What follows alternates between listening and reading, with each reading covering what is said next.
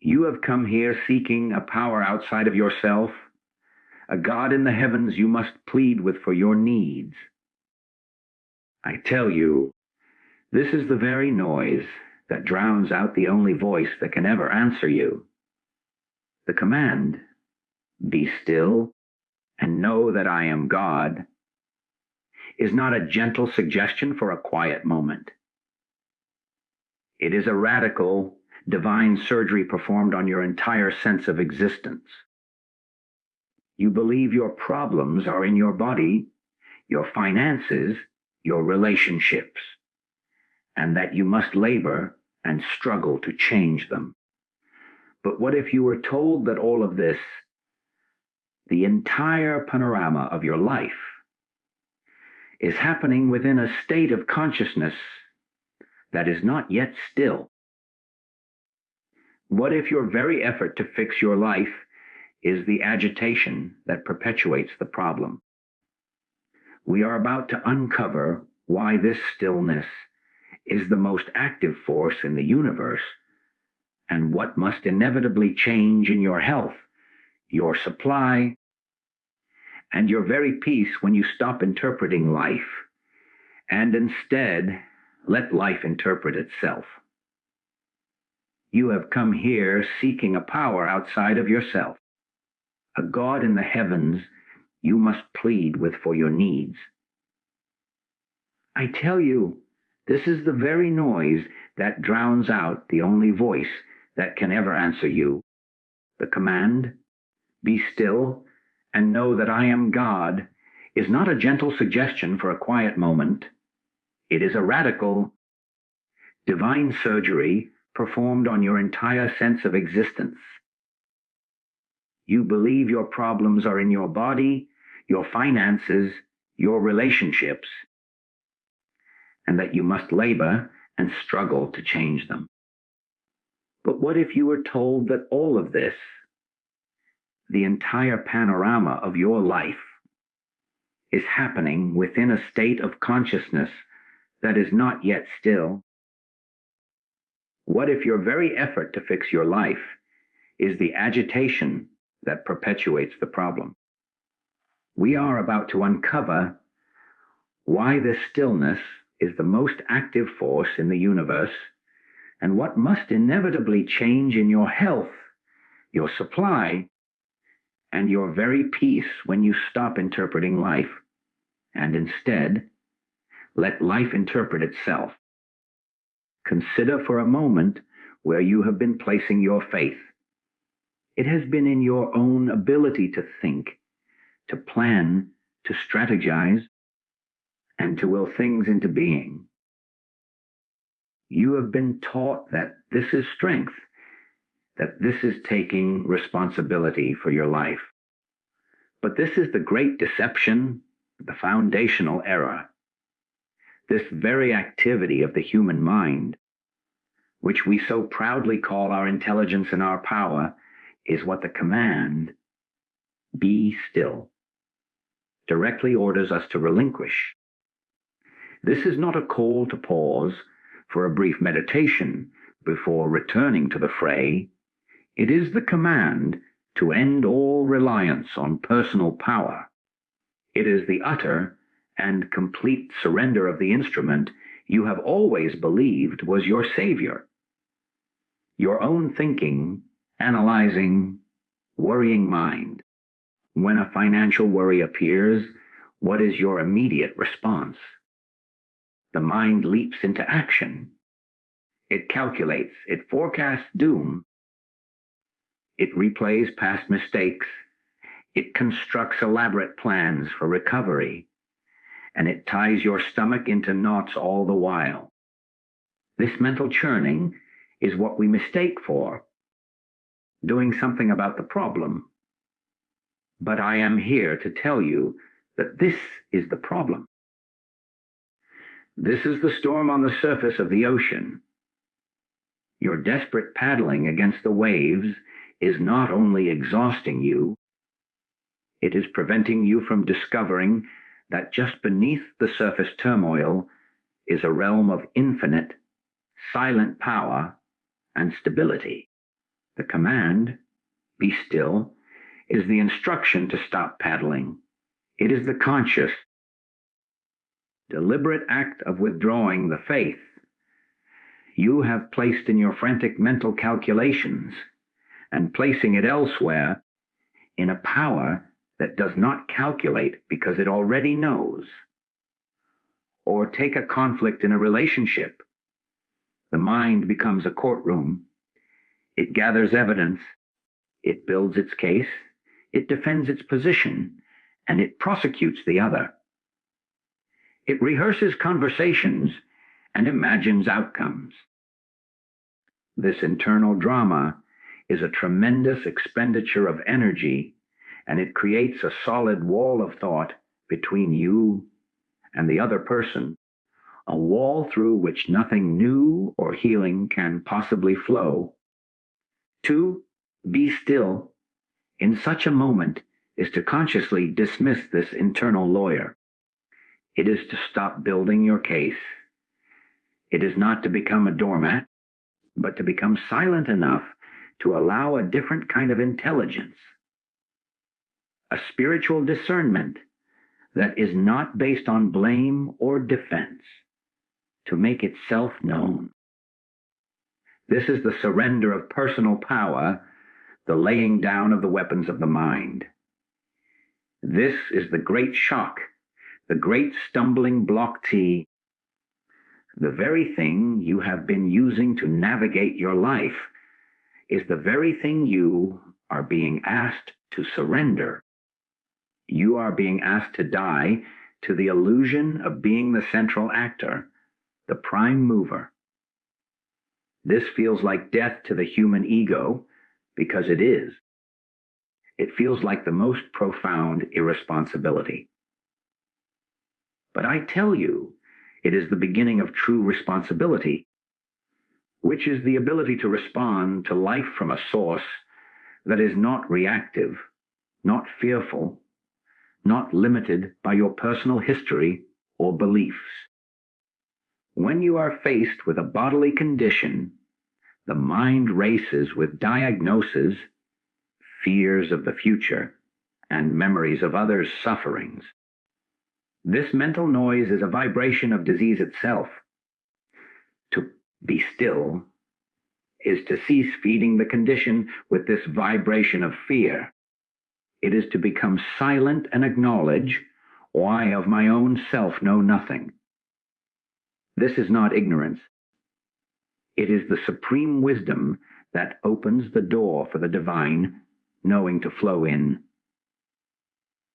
It is the surrender of your limited medical knowledge, your personal history with the body, and your fear, making way for the one life force, which is God, to be the only presence and power in that situation. This is not passive hope. It is active surrender to a higher activity. The stillness, therefore, is not a state of inactivity for the divine. It is the state in which the human, personal sense of action ceases, so that the infinite, harmonious action of the divine can be revealed. Your human power is a limited, finite bucket trying to draw water from a well. The command to be still is the instruction to throw the bucket away and realize you are already immersed in the ocean. The struggle to fill the bucket is the agitation. The realization of your immersion in the infinite is the peace that passes all understanding, and it is from this realized peace that all appearances of health, harmony, and supply naturally and effortlessly adjust themselves. This surrender of personal power is not an arrival at a state of emptiness, but rather the necessary preparation for a monumental shift in perception. You are being invited to see what is, not what your thoughts and senses have always reported to you. We come now to the very heart of the revelation. The world you see, With all its triumphs and tragedies, its beauty and its brutality is not a solid, external reality you are living as in, but a fluid, dynamic projection of your own state of consciousness. Your consciousness is the projector, and the world is the screen upon which its contents are displayed. To believe the problem is on the screen is to spend your life trying to adjust the images to paint over the distressing scenes, all the while leaving the film in the projector untouched and unchanged. Consider the most common of daily experiences. You wake up feeling burdened, perhaps from a restless night. The world that greets you that morning appears hostile. The traffic is aggressive. Your coworkers are irritating. The news is overwhelmingly negative. The entire day feels like an assault. Now, recall another day when you woke up feeling light, joyful, and at peace. On that day, the very same traffic was merely a flow of people going about their lives. Your coworkers were pleasant, and the challenges of the day felt like interesting puzzles to be solved. What changed? The external circumstances were largely identical. The only variable that shifted was the inner state of your consciousness. The world reflected back to you the quality of the light, or the lack thereof, shining through your own lens. This principle extends far beyond mere moods.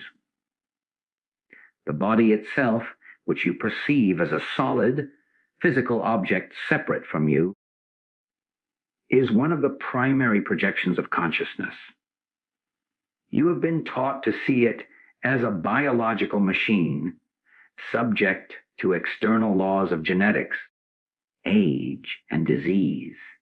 You fight against it. You try to discipline it. You fear its eventual failure. But what if the body is actually the most intimate and immediate outpicturing of your inner, hidden beliefs, fears, and harmonies? Attention held silently in consciousness for years may eventually project itself as a stiff neck or a painful back. A deep-seated, unacknowledged fear can manifest as a disturbance in the digestive system, the very seat of our ability to stomach our life. The body does not lie. It faithfully reports the state of the film running in the projector of your awareness.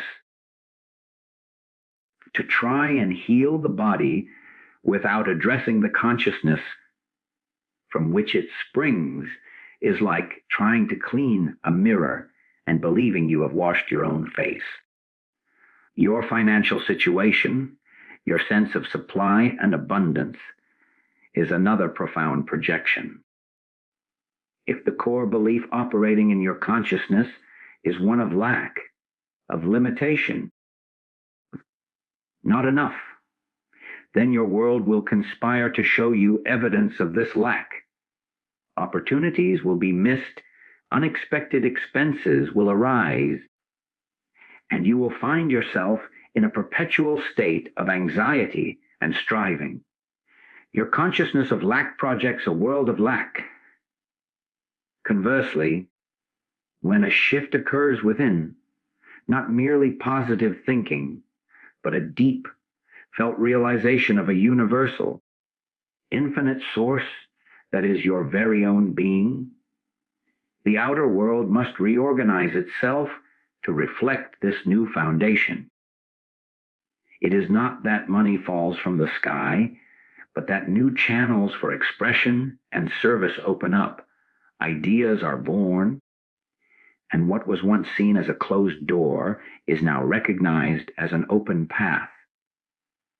The supply was always present, infinite in its potential, but your consciousness was focused on the image of a closed hand and so a closed hand was what you experienced.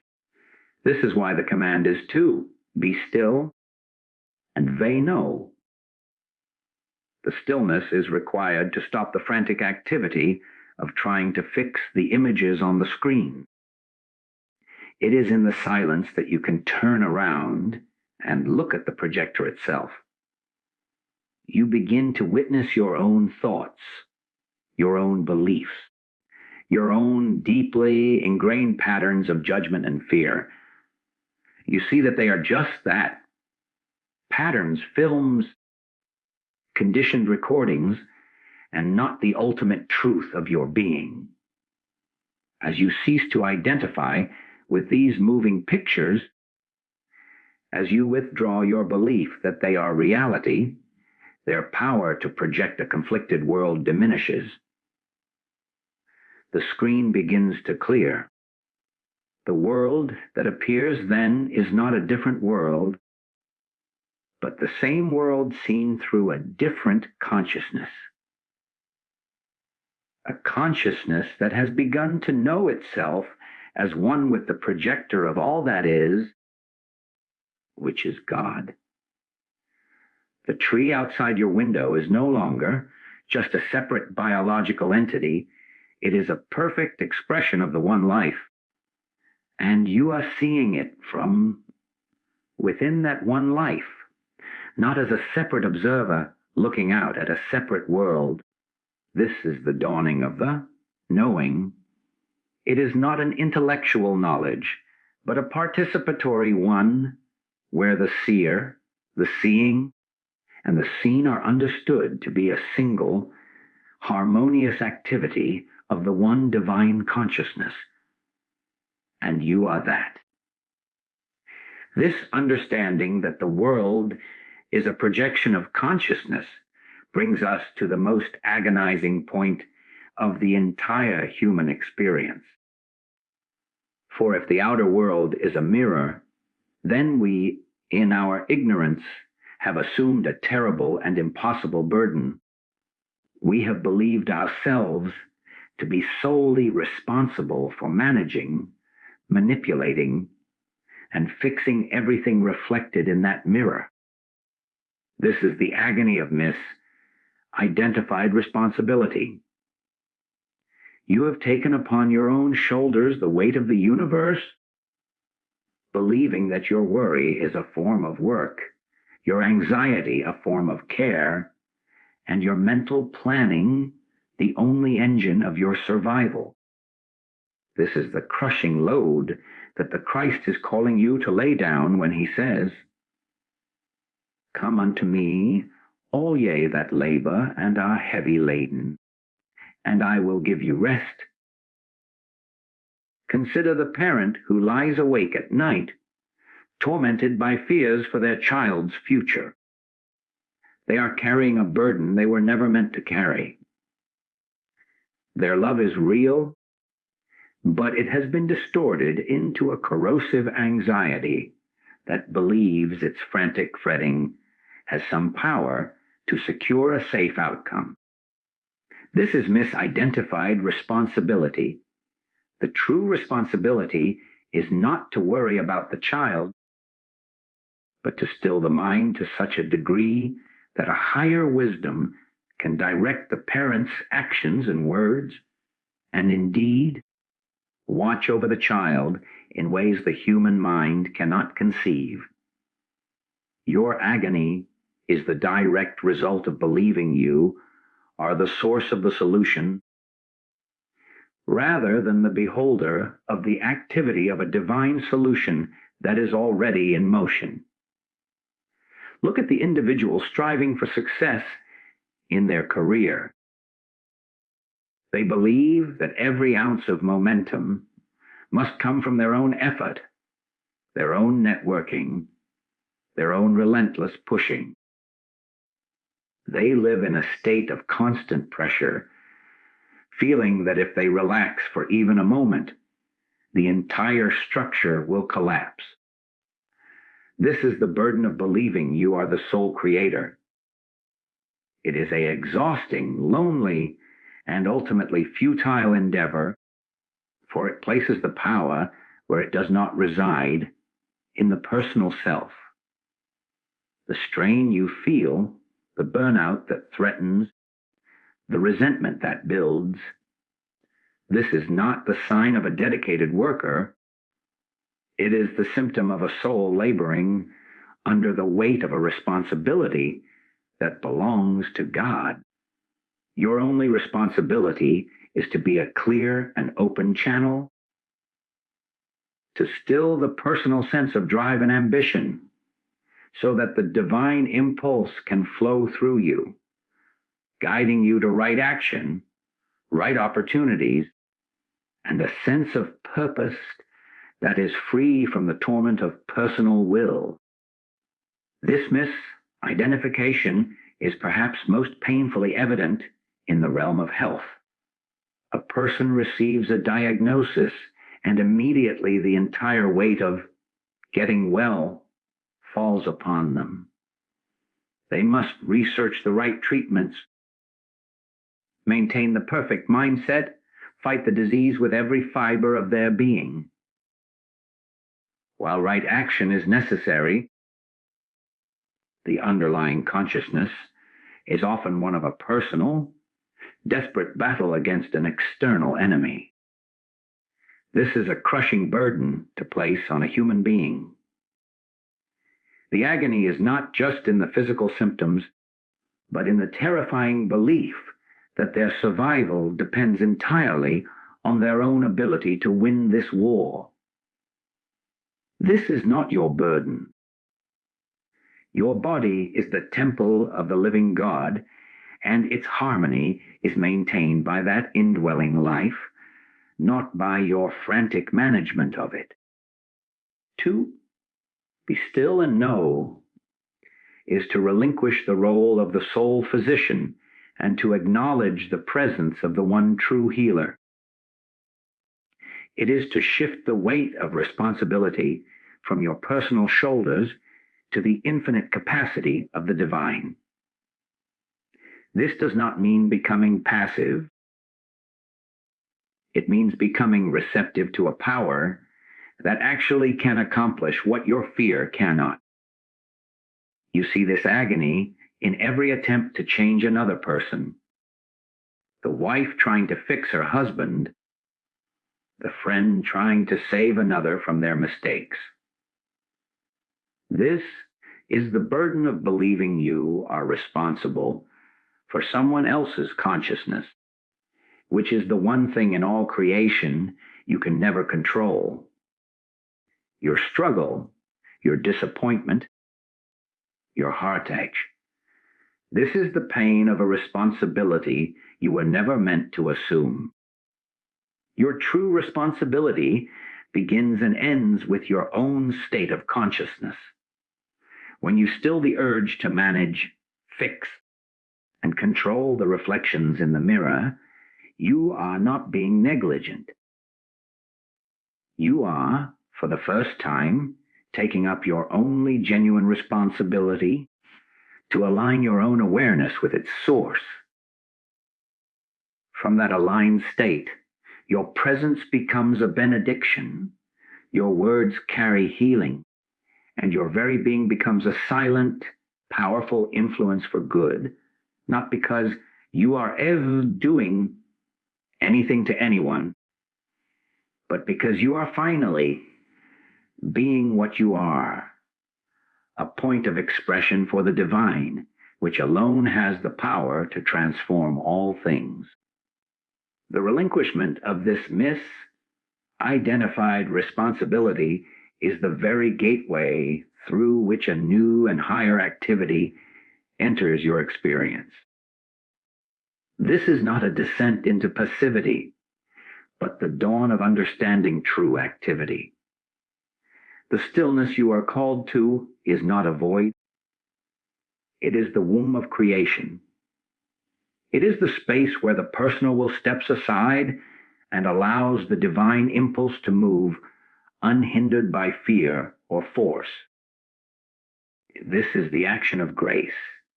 It is the tangible, functioning presence of God operating as your life, your intelligence, and your supply, once you cease the frantic interference of your own mental management. You have perhaps had a glimpse of this, a moment when a problem that had tormented you for weeks suddenly resolved itself, not through your own effort, but through a spontaneous event or an unexpected insight that arrived the moment you finally gave up the struggle. That was not a lucky break. That was the action of grace flowing into the space created by your momentary surrender. It was the universe reorganizing itself around a point of stillness. Imagine now making this not a fleeting accident, but the very cornerstone of your existence. Imagine approaching a financial dead end, not with the old panic and scheming, but with a conscious, deliberate stillness. You do nothing. No, you do everything that is given you to do, but you do it without the internal storm of fear. You write the checks you can write. You make the calls you are led to make. But you do so from a center of peace, having placed the entire matter in hands greater than your own. And then watch. An unexpected check arrives in the mail. A debt you had forgotten is repaid. A new opportunity for income presents itself that you could never have concocted with your own limited mind. This is not coincidence. This is the divine economy in action, the natural consequence of aligning with the source of all supply. Consider a strained relationship, perhaps with a family member, where every interaction is laced with old hurts and tensions. Your usual activity has been one of mental rehearsal, of building your defenses, of trying to say the perfect thing to fix the situation. This is the activity of the personal will, and it has only solidified the problem. Now, you choose stillness. You go into a conversation having first become silent within, having consciously relinquished your need to control the outcome or defend your position. You listen, not to formulate a rebuttal, but with a genuine openness. And from that stillness, words may come that are not your own, softer, wiser, more compassionate words that cut through the history of pain. Or you may find a silence that is more powerful than any speech. This is the action of grace healing through you, using you as its instrument now that you have stopped being the architect of the conversation. This is how the body is healed. The moment you stop seeing it as a separate, failing mechanism that you must fix with your own knowledge and willpower, you create the condition for grace to perform its perfect work.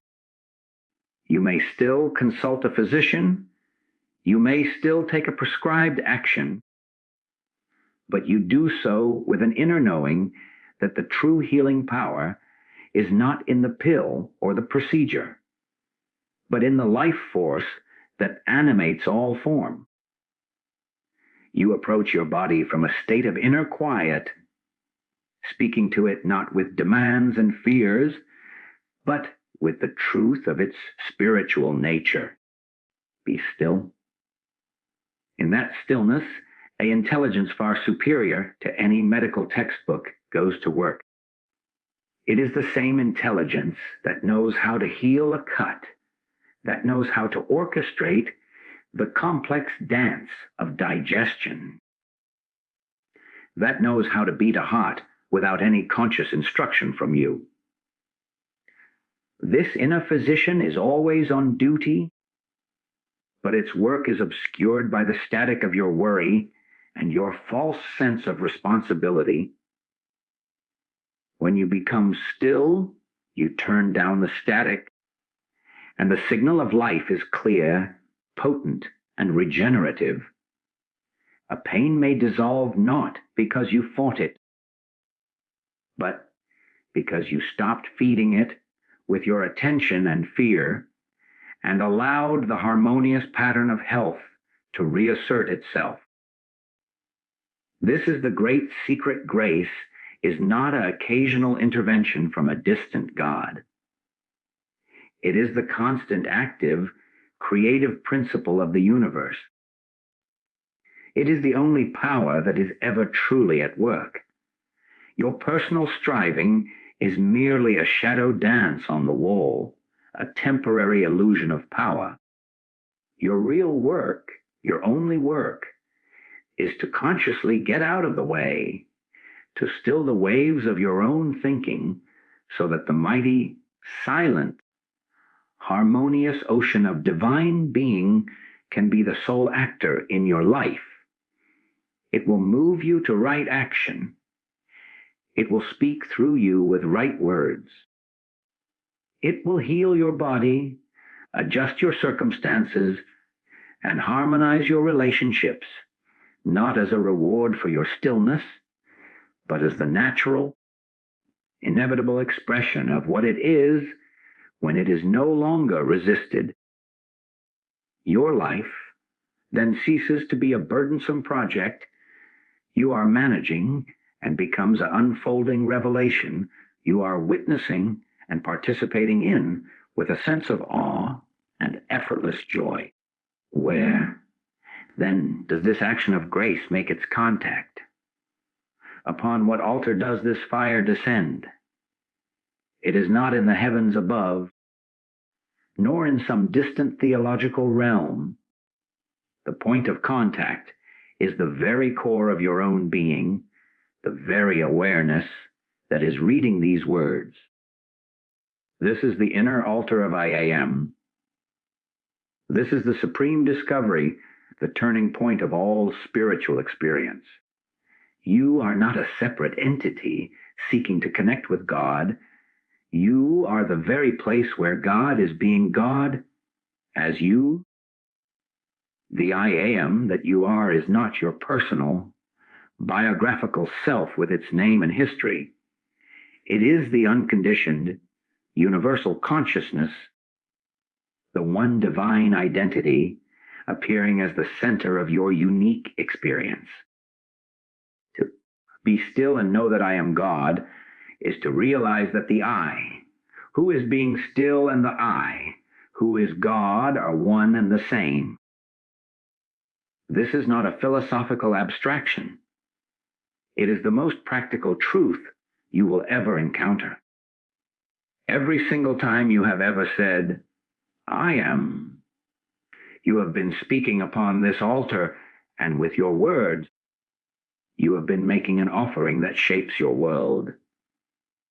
When you say, I am sick, I am poor, I am afraid, you are placing a limitation upon the infinite I am and compelling your world to show you a reflection of that limitation.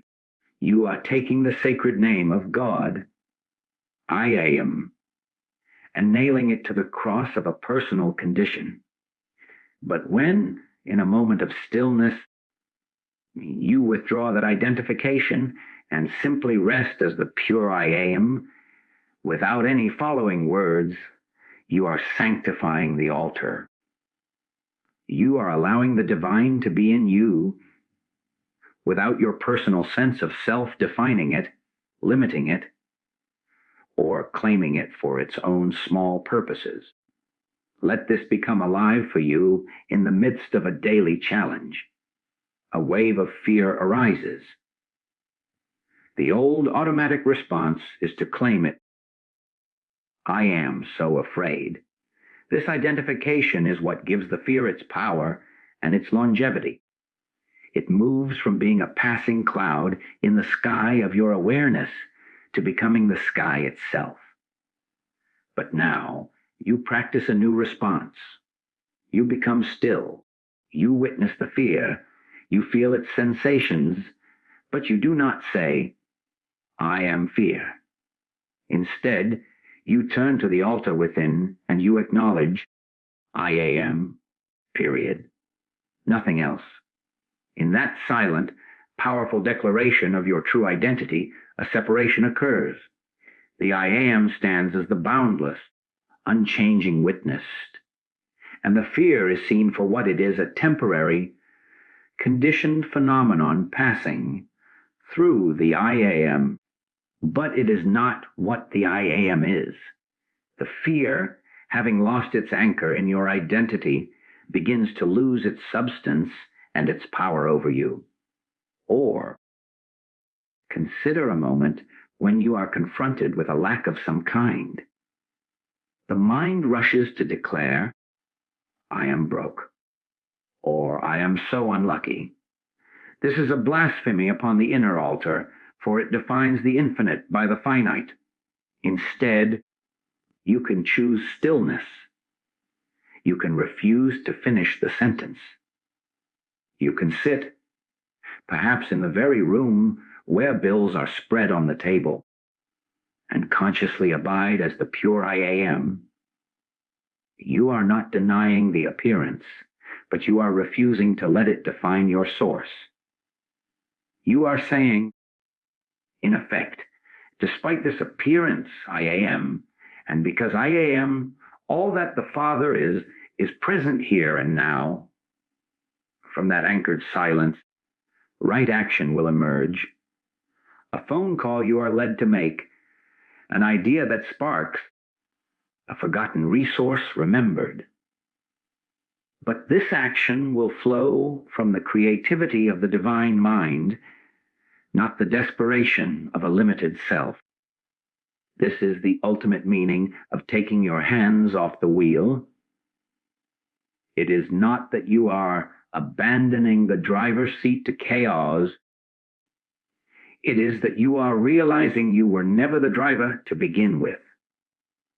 You are the vehicle, and the I am, the Christ, the indwelling presence, is the only driver.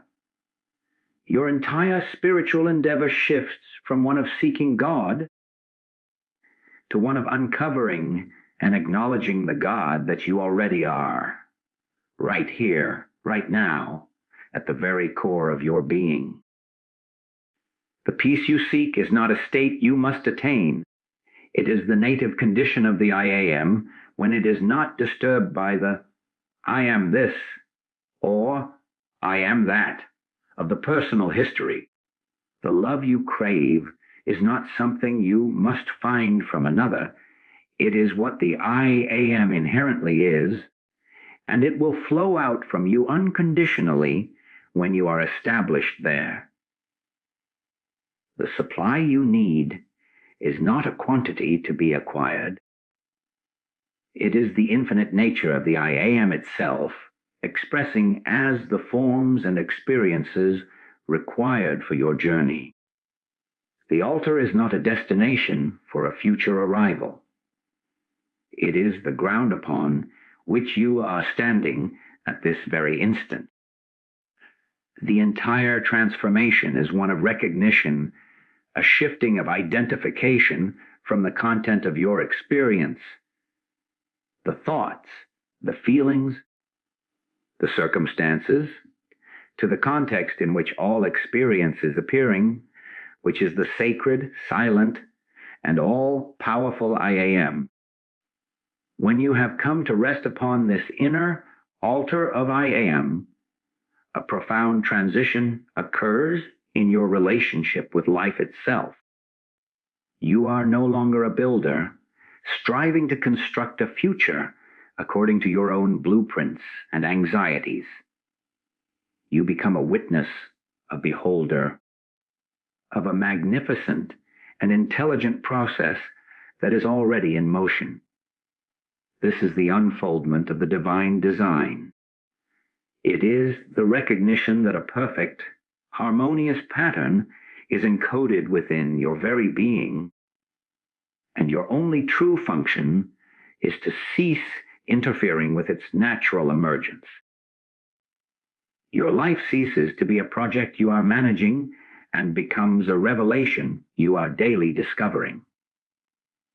Consider the simple, yet profound, analogy of a seed. Within the acorn lies the entire pattern of the mighty oak. The acorn does not struggle, it does not fret, it does not hold committee meetings to decide the best way to become a tree. It simply rests in the soil, surrendering to the conditions around it, and allows the intelligence of life within it to push forth a root downward and a shoot upward. It follows an invisible blueprint to perfection. You, in your essential nature, are that acorn. The complete pattern of your Christhood, your divine individuality, your purpose, your harmony. And your abundance is already sealed within the I am that you are. Your mental struggles, your 5-year plans, your desperate attempts to force outcomes.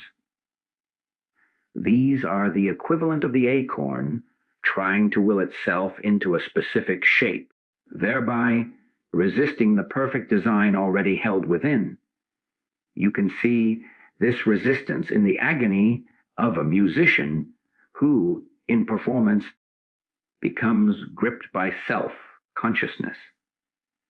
They begin to think about each finger placement, each note, trying to control the performance from the level of the thinking mind. The result is always a stiff, mechanical, and joyless rendition. But when that same musician loses themselves in the music, when they surrender to the flow of the melody and the harmony, something else takes over. Their training, their talent, and a higher inspiration coalesce. And they become a channel for a beauty that far surpasses their individual technical ability. That performance was an unfoldment. It was the natural expression of an inner design when the personal, controlling self got out of the way. Your life is meant to be that performance. Now, apply this to a major life decision. The old way was to make lists of pros and cons, to seek endless counsel, to lie awake at night, weighing every possible outcome based on your limited knowledge. This is the acorn trying to think its way into being an oak. The new way, from the place of stillness, is entirely different. You bring the decision into the silence of the I am. You present it not to your weighing mind, but to the divine intelligence. And then you wait. You do not wait passively, but attentively, like a gardener waiting for a seed to sprout. You watch for the unfoldment. It may come as a deep, intuitive knowing that has no logical explanation.